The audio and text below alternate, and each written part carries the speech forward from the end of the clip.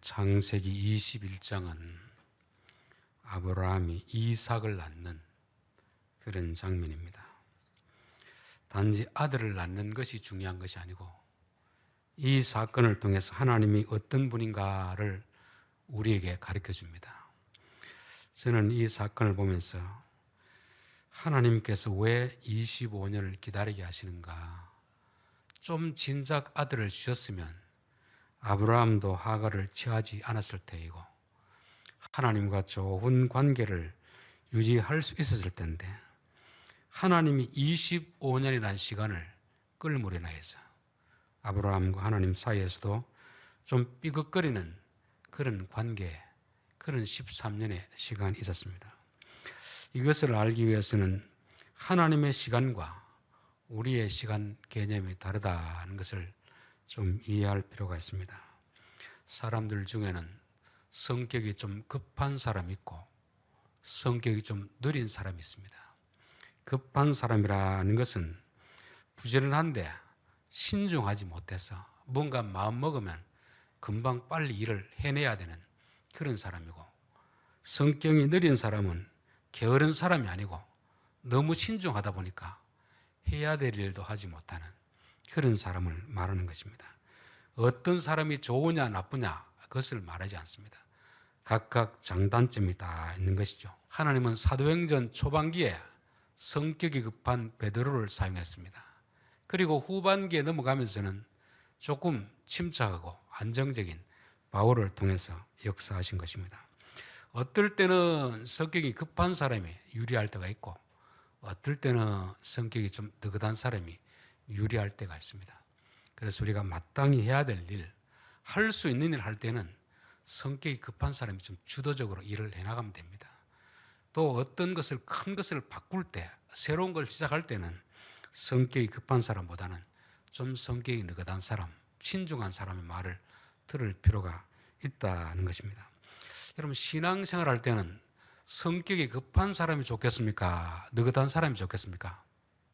저도 성격이 좀 급한데 신앙생활에는 성격이 좀 느긋한 사람이 좋습니다. 너무 즉흥적으로 은혜 받고 내가 하겠습니다 이런 것이 아니고 좀 더 신중하게 생각해보고 좀 더 깊이 숙고하는 그런 것이 필요한 것입니다. 누가복음 14장에 보면 예수님이 기적을 행하고 병을 고치니까 많은 사람들이 따라왔습니다. 내가 주의 제자가 되겠습니다 따라올 때 예수님이 그들을 돌아보면서 너희들 정말 그럴 마음의 자세가 되어 있느냐, 여러 가지 이야기를 하면서 사람이 어떤 건축을 할 때에도 내게 있는 돈으로 이 건축을 완공할 수 있을지 충분히 생각해보고 할 수 있으면 시작하고 그렇지 않으면 시작하지 않는다. 전쟁을 할 때에도 적군하고 내가 싸워서 이길 수 있는지 충분히 생각해보고 이길 수 있고 판단이 되면 하는 거지, 그냥 감정적으로 사람들이 모여가지고 하자 이렇게 해서 하지 말라는 것입니다. 신앙생활은 그렇게 즉흥적으로 감정적으로 할 것이 아니라는 것을 말씀하고 있습니다. 그리고 또 성경에서 하나님이 보면 우리가 보기에는 성격이 아주 느린 분입니다. 출애굽기 34장 6절에 보면 여호와께서 그의 앞으로 지나시며 선포하시되 여호와라 여호와라 자비롭고 은혜롭고 노하기를 더디하시고, 좀 성질을 빨리 하면 되는데 느긋한 것입니다. 우리는 뭐 화가 나가 못 참을 정도인데 성격이 느긋한 분이 되는 거죠. 이스라엘 백성이 애굽에 나와서 모세가 호렙산에 올라갔었는데 40일이 지나도 내려오지 않습니다. 그래서 모세가 산에서 내려옴이 더딤을 보고 모여 백성이 아론에게 이르되 우리는 저 위에 있는 하나님 못 믿겠으니까 여기서 하나님 만들어라는 것입니다. 산에서 하나님과 모세가 무슨 할 이야기 그리 많은지, 땅에서는 지금 백성들이 초조해서 죽을 지경인데 하나님이 계속해서 모세와 시간을 끌고 있으니까 집에서 기다리는 백성은 너무 답답한 거죠. 그래서 우리가 저런 느긋한 느린 하나님 못 믿겠으니까 우리 마음에 꼭 맞는 성질 좀 급한 하나님 만들어라, 그렇게 해서 우상을 만드는 것입니다. 사무엘상 13장에 보면 사울이 왕이 되고 나서 전쟁을 치르는데 사무엘이 정해진 7일이 지나도 오지 않습니다. 지금 적들은 초돌하고 백성들은 초조하게 기다리다가 사무엘이 안 오니까 막 뿔뿔이 흩어지는데 너무 급해가지고 내가 제사를 지내겠다. 그리고 제사를 지냈다가 하나님 앞에 야단 맞는 거 아닙니까? 누가 잘못했습니까? 사무엘이 잘못했습니까? 사울이 잘못했습니까? 정한 때에 내려왔더라면 사울은 그럴 필요가 없었습니다. 정한 때가 7일이 지났음에도 불구하고 내려오지 않으니까 사울이 도저히 참다 못해서 일을 했는데 그게 하나님 앞에 큰 죄가 되는 것입니다. 우리 하박국서에 보면 그런 말이 있습니다. 하나님, 도대체 내가 언제까지 참아야 됩니까? 저렇게 악한 자가 저렇게 설치고 다니는데, 의로운 자가 저렇게 핍박을 받고 있는데 하나님 도대체 뭘 하십니까? 내가 언제까지 참아야 되겠습니까? 그럴 때 하나님께서 이 묵시를 다 볼 수 있도록 기록해라, 기록. 그러면 고속도로 가면 옆에 보면 큰 간판 있지 않습니까? 가면서 볼 수 있는 하나님의 약속은 반드시 이루어진다. 더딘 것처럼 보일지라도 반드시 이루어지니까 의인은 그의 믿음으로 말미암아 살리라 되겠습니다. 우리가 성경을 보다가 흔히 이제 오해가 되는 그런 말씀이 있습니다. 속히 이루어지리라. 그 말씀. 우리는 속히라고 하면 어떻게 생각합니까? 최대한 빠른 시간 안에 금방 이루어질 것처럼 그렇게 믿고 있습니다. 그런데 그 속히는 우리의 시간이 아닙니다. 하나님이 생각하기에 속히입니다. 하나님이 말씀하시는 속히를 우리가 생각하는 속히로 생각하면 안 된다는 것이죠. 제가 중국 선교지 한번 따라갔을 때 우리가 있는 현장에서 어떤 다른 교회로 간다 하길래 어느 정도 걸립니까? 하니까 아예 가깝습니다 하더라고요. 저는 가깝다고 하면 여기 지동에서 한 구미나 김천 정도 되는 줄 생각했습니다. 1시간을 가도 목적지에 도착 안 하길래 선교사님 얼마나 남았습니까? 그러니까 다 돼 갑니다 하더라고요. 다 돼 간다고 하면 저는 한 30분 정도 가면 되지 않겠나 생각했는데 3시간을 가서 도착했습니다. 야, 이 중국 사람들의 다 돼 간다, 가깝다는 말이 우리하고는 개념이 다르구나. 물론 영토가 우리와는 비교할 수 없을 정도로 넓으니까 그런 인식이 있겠죠. 그러면 하나님과 우리 사이의 차이는 얼마나 나겠습니까? 하루살이와 우리의 차이가 많이 나잖아요. 하루살이는 내일 일을 모릅니다. 근데 우리는 적어도 7, 80년, 오래 살면 100년까지 살지 않습니까? 우리의 시간하고 하루살이 시간은 천지 차이 나는 것입니다. 하나님의 시간하고 우리의 시간은 얼마나 차이 나겠습니까? 우리는 기껏해야 100년을 삽니다. 하나님은 영원히 사시는 분입니다. 영원히 사시는 분이 속히라는 것은 우리가 이해하는 그런 속히가 아닌 것이죠. 그래서 저는 그 나오는 단어가 나올 때마다 이거는 속히를 지우고 반드시라고 바꿉니다. 반드시. 하나님이 속히라는 것은 우리가 생각하는 속히가 아닙니다. 반드시. 또 베드로후서 보면은 하나님의 시간은 1000년이 하루 같고 하루가 1000년 같다 하는 말이 있습니다. 그러니까 하나님이 조금 기다리라, 하루만 기다리라 하면 몇 년을 기다려야 되는 겁니까? 1000년을 기다려야 되는 것입니다. 이 하나님의 시간 개념하고 우리와 시간 개념을 모르면 오해하게 되는 것입니다. 계시록 마지막 장에 보면은 내가 진실로 속히 오리라. 요 말씀 때문에 초대교회 사람들도 진짜 예수님이 자기들 살아계시는 동안에 올 줄 알았습니다. 그런데 그들이 죽고 지금 2000년이 지났는데도 아직까지 안 오고 있습니다. 예수님이 거짓말한 거겠습니까? 거짓말한 것이 아니고 하나님 보시기에는 겨우 이틀 지났는데 그걸 가지고 너희들 그렇게 호들갑을 떠느냐 그런 것입니다. 오늘 창세기 21장도 마찬가지입니다. 하나님은 아브라함을 부르실 때 큰 민족을 이루어주겠다 약속하시고 아브라함은 그 약속을 믿고 그렇게 가나안으로 왔습니다. 그런데 10년이 지나도 자식이 없습니다. 큰 민족은커녕 자식이 한 사람 없습니다. 그래서 투덜대니까 아브라함아 하늘의 별을 봐라. 너의 자식이 저렇게 많게 해주겠다. 말씀이 얼마나 감사합니까? 그런데 그래도 못 믿겠으니까 뭔가 증표를 주십시오. 내가 10년을 기다려도 지금까지 약속이 이루어지지 않았는데 그래서 횃불 언약을 하는 것입니다. 짐승을 쪼개놓고 지나가는 것은 내가 약속 안 지키면 짐승처럼 죽겠다는 것입니다. 내 목숨을 걸고 내 자손 반드시 별처럼 많게 해주겠다. 그 약속을 하셨습니다. 여러분, 그 약속이 언제 이루어지는지 압니까? 600년 후에 이루어지는 것입니다. 175년을 사는 아브라함에게 600년이라는 시간은 엄청난 시간 아닙니까? 하나님 보시기에는 눈 깜짝할 사이입니다. 그런데 이제 25년이 지나서 아들을 줄 때 우리로 볼 때는 25년은 긴 시간입니다. 하나님이 보시기에는 눈 깜짝할 시간입니다. 그러면 하나님이 우리에게 좀 맞춰서 한 10년 정도 되었을 때 그때 아들을 주셨으면 아브라함도 실망은 안 했을 것이고 하갈을 안 취했을 것이고 하나님도 좋고 아브라함도 좋았을 텐데 왜 이렇게 기다리게 하시는가?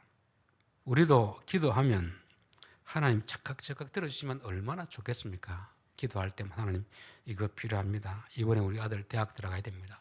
우리 남편 승진해야 됩니다. 그럴 때마다 그 해당되는 해에 탁탁탁 해주면 정말 예수 믿을 맛이 날 텐데 이거는 10년이 지나도 응답이 없고 20년이 지나도 응답이 없고 30년 아니 죽기 직전에 응답이 될 수도 있고 아니면 죽고 나서 아브라함이 죽고 나서 몇 대가 되어서야 응답될 수 있는 그런 것이 있는 것은 바로 하나님과 우리의 시간이 다른 것이고 아브라함에게 이렇게 해주시는 것은 우리가 흔히 아브라함을 뭐라고 합니까? 아브라함을 지칭할 때 믿음의 조상이라는 믿음의 조상. 아브라함은 믿음의 조상이라는 것입니다.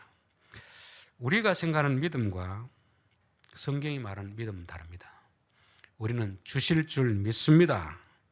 우리 아들 좋은 대학 보내줄 줄 믿습니다. 우리 남편 승진하게 해줄 줄 믿습니다. 우리 어떻게 부자 될 걸 믿습니다. 교회가 부흥할 걸 믿습니다. 이거는 성경이 말하는 믿음이 아닙니다. 그건 자기 바람이고 자기 확신이죠. 꿈은 이루어진다. 이거는 기독교 진리가 아니고 인간의 생각이고 인간의 바람입니다. 하나님이 우리가 원하는 대로 다 해주지 않으세요. 믿음이라는 것은 하나님을 믿는 것입니다. 하나님의 약속을 믿는 것입니다. 하나님의 말씀을 믿는 것입니다. 하나님은 아브라함에게 너는 믿음의 조상이다라는 것은 너는 사람들의 말, 너의 생각을 믿지 말고 나를 믿어라. 하나님을 믿어라.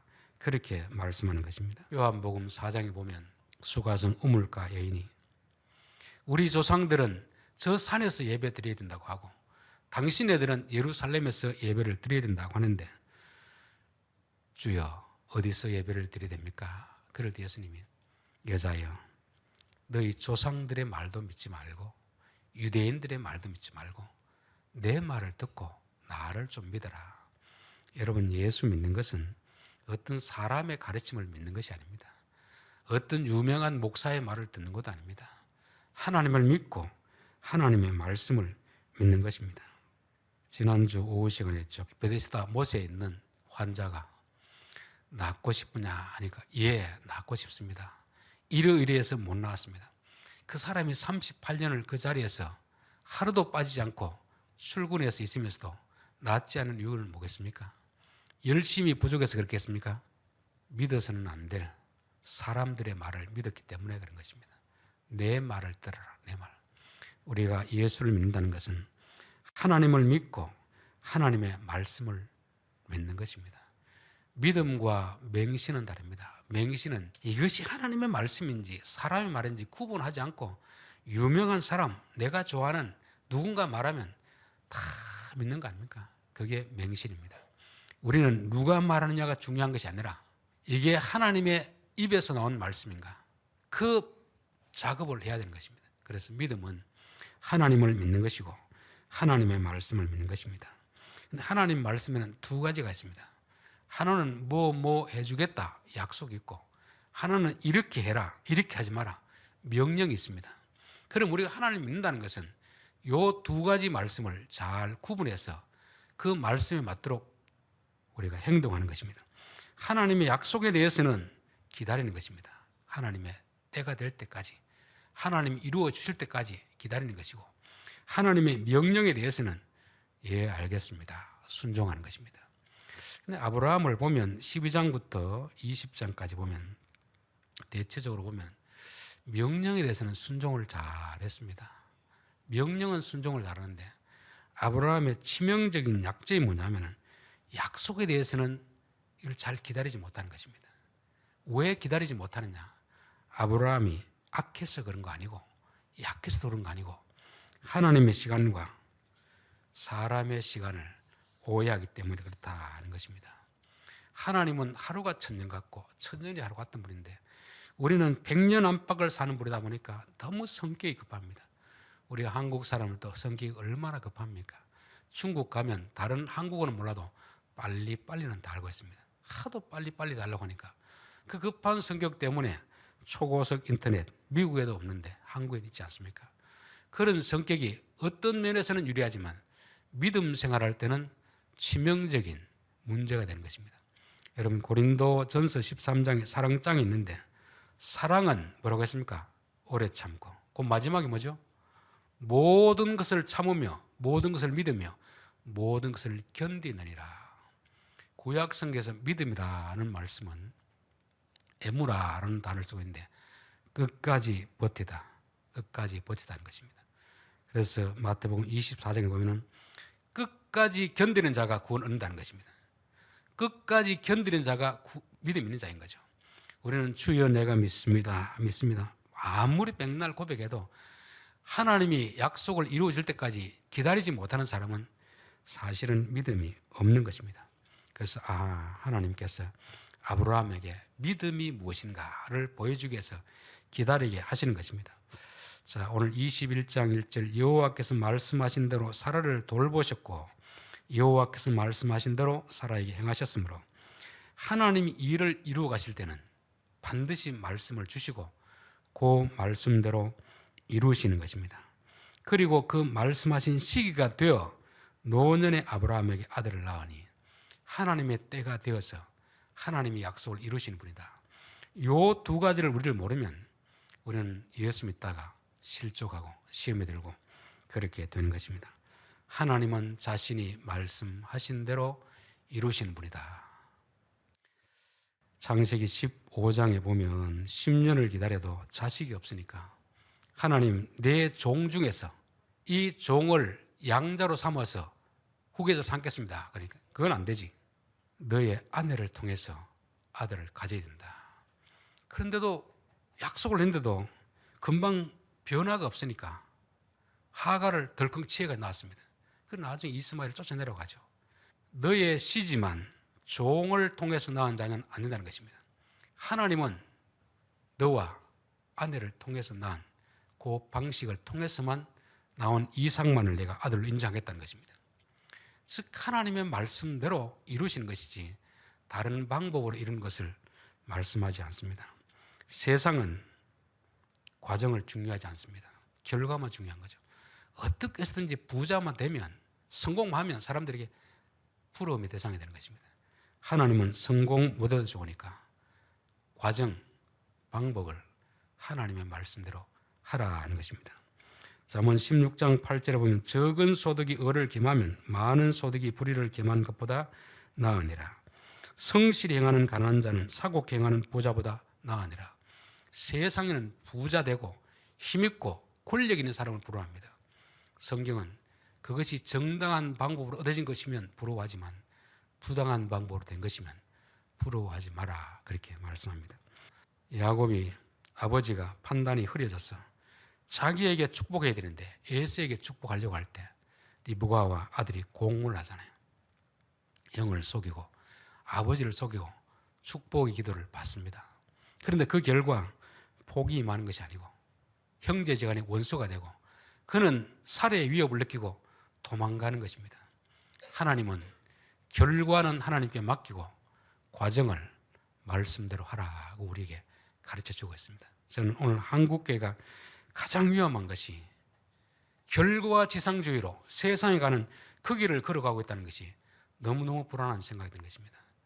예수님이 가장 많이 권능을 한 곳에 한 사람도 믿지 않았습니다. 그런데 예수님은 실망하지 않았습니다. 오히려 감사했죠. 그것이 하나님의 뜻이라면, 스데반처럼 그렇게 설교를 잘해도 자기가 돌에 맞아 죽는 것이 하나님의 뜻이라면 그 길을 가겠습니다. 이게 개혁주의의 뿌리이고 우리 장로교가 본받아야 될 그런 믿음인데, 우리는 자꾸 이렇게 하니까 안 되는구나, 실패하는구나, 교회가 부흥이 안 되니까 자꾸 어떻게 하면 부흥이 될까? 부흥한 교회 모델을 자꾸만 따라가는 것입니다. 이게 혼합주의 신앙인 거죠. 혼합주의 신앙. 아브라함도 세상이 이렇게 하니까 하가를 취해서 하는 게 무슨 죄가 되느냐 싶은데 그것이 결국 하나님의 마음을 아프게 했고 나중에는 결국 이스마엘을 내어 쫓으라 하신 것입니다. 여러분, 교회의 본질은 복음을 전파하는 것도 있지만 복음을 지켜내는 것입니다. 세상으로부터 지켜내는 그런 사명도 있습니다. 유대인들은 복음을 지켜내는 건 잘했는데 복음 전파하는 것이 아주 부족했습니다. 오늘 우리 장로교도 마찬가지죠. 이 보수하는 것은 말씀은 잘 지켜내는데 전파를 하지 않기 때문에 교회가 어려움을 당하는 것입니다.